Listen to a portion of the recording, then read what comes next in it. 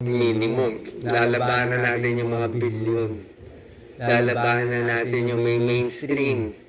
Lalabanan natin yung malakas sa mga surveys. Oh my God, the surveys. Kung alam nyo lang, tatahimik na lang ako. Basta trabaho ko, kita nyo naman habang buhay para sa Pilipino, para sa inyo. At kung ano man ginawa ko noon, wala akong alam na ginawa kong masama, puro lang ang ibang tao gumagawa ng masama, inending ko naman ng maayos eh.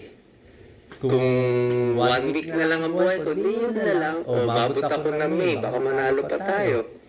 O baka gumaling ako, matapos ko pa yung term. Diba?